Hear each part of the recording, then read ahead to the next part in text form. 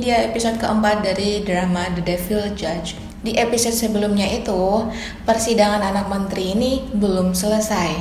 Lalu si menteri ini malah meminta untuk bertemu dengan si Kang Yohan.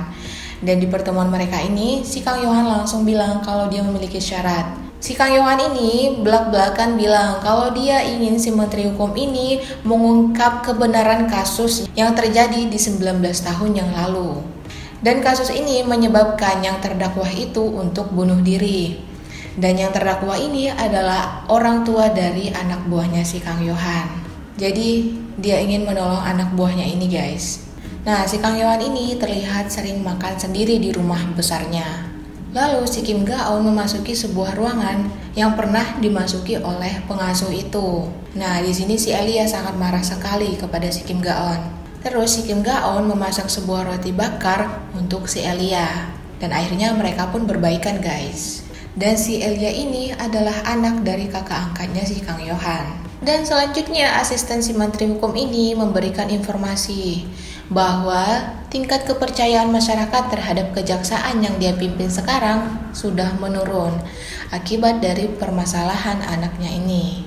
Lalu si menteri hukum ini meminta bantuan kepada yayasan sosial. Dan di sini si sekretaris Jung Sun terlihat sedang duduk di meja ketua yayasan sosial ini. Sepertinya dia bukan sekedar sekretaris. Terus si Kim Ga-eun ini mulai terlihat akrab dengan si Elia. Jadi si Kim Ga-eun penasaran kenapa si Kang Yohan bisa memiliki rumah ini. Padahal pewaris rumah ini adalah ayahnya si Elia, yaitu kakak angkatnya si Kang Yohan. Lalu si Kang Yohan mengajak si Kim Ga-eun untuk ikut ke acara yayasan sosial. Nah sebelum mereka pergi ke acara ini, si Kim Ga-eun didandani oleh si Kang Yohan. Dan saat mereka berjalan bersama, mereka terlihat seperti adik kakak ya guys. Lalu setelah sampai di acara ini, si Kang Yohan memperkenalkan si Kim Ga-eun kepada pejabat-pejabat elit temannya. Dan si Kim Ga-eun juga di sini berkenalan dengan sekretaris Jung Sun.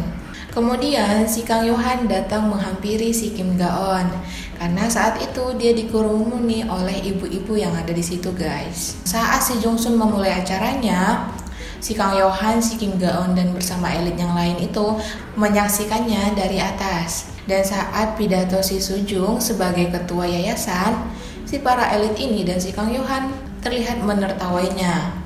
Melihat kejadian ini juga si Kim Ga-eun mulai mencurigai si para elit ini. Nah, saat makan malam mereka sedang dihidangkan, pelayan yang berada di dekat ketua yayasan ini terlihat gemetaran. Ternyata si ketua yayasan ini melakukan pelecehan kepada wanita ini. Jadi dia seperti meraba si pelayan ini dari bawah.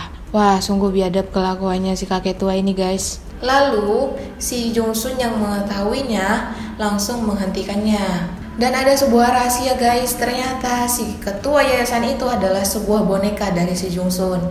Jadi benar guys, kecurigaan Mimin sebelumnya bahwa si Jung Sun lah pemilik dari yayasan ini. Wah, luar biasa ini drama guys.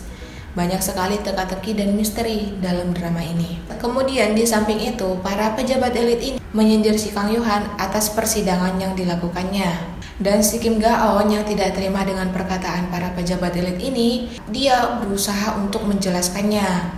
Namun si Kang Yohan malah memarahinya. Dan akhirnya si Kang Yohan ini terlihat tertawa bersama atas penderitaan dan masalah yang dialami si menteri hukum ini.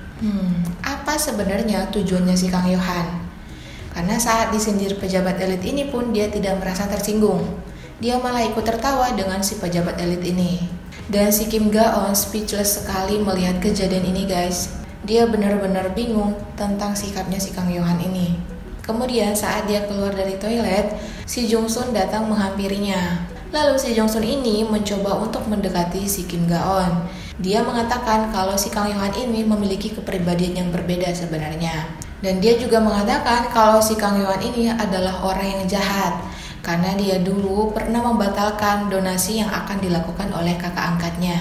Mendengar perkataan si Jung Sun ini, si Kim Ga-eun semakin tidak menyukai si Kang Yohan. Lalu, keesokan harinya, si menteri hukum ini mendapat kabar kalau yayasan sosial ini tidak ingin membantunya. Suaminya si menteri hukum ini menyalahkan mereka berdua karena anaknya berlaku seperti ini akibat dari mereka yang asik kerja dan asik memikirkan bisnis mereka sendiri.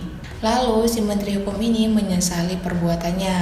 Kemudian dia melakukan konferensi pers. Nah, di konferensi ini dia malah memilih anaknya itu untuk dihukum seberat-beratnya. Padahal sebelumnya si Kang Yohan ini sudah memberikan syarat kepadanya agar anaknya ini bebas dari si Kang Yohan. Si Menteri Hukum ini ternyata ibu yang sangat jahat, guys. Jadi dia rela mengkorbankan anaknya untuk dihukum demi mempertahankan posisi dia yang sekarang. Nah, saat sidang kedua berlangsung, pengacara anak menteri ini membelanya untuk meringankan hukuman yang akan diberikan. Lalu pembelaan si pengacara ini tampaknya diterima oleh si Kang Yohan. Kemudian si Kang Yohan menjatuhkan hukuman cambuk kepada anak menteri ini. Wow, ini benar-benar di luar dugaan banget, guys. Lalu si Kang Yohan menyuruh masyarakat untuk memberikan votingnya atas hukuman cambuk ini. Dan para korban anak menteri ini semangat untuk memvoting dia dihukum cambuk. Terus anak menteri ini malah bersembah sujud di depannya si Kang Yohan. Tapi si Kang Yohan tidak menghiraukannya sama sekali.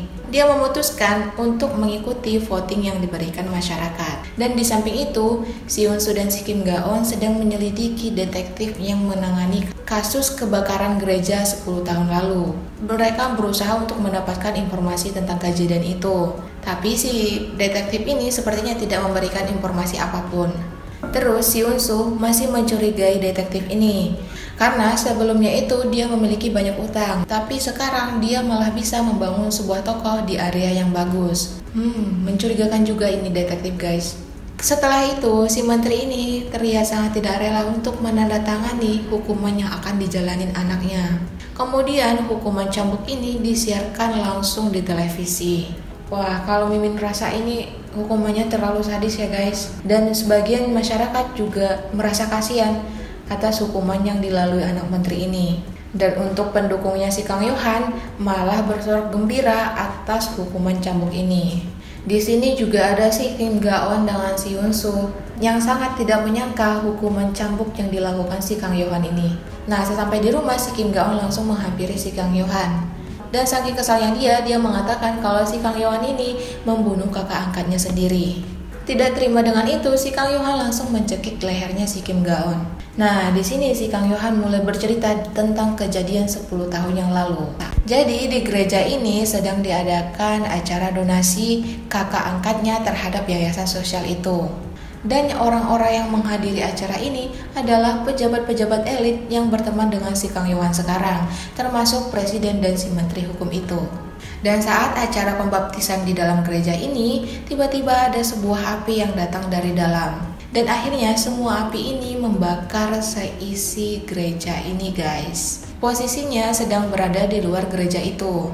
Terus dia langsung berlari ke dalam gereja itu untuk menyelamatkan kakak angkatnya dengan si Elia. Terus dia melihat si menteri hukum ini menginjak sebuah kayu yang menyebabkan kaki si Elia ini patah. Tapi kakak angkatnya tidak berhasil keluar, guys, sebab kakak angkatnya tertimpa oleh kayu. Dan saat dia sadar, dia melihat seorang petugas yang mengambil jam tangan kakaknya. Nah, si petugas ini adalah orang yang mati dari ketinggian di episode sebelumnya, guys. Terus setelah si Kang Yohan keluar, dia melihat semua orang-orang tidak ada yang memperdulikannya dengan si Elia.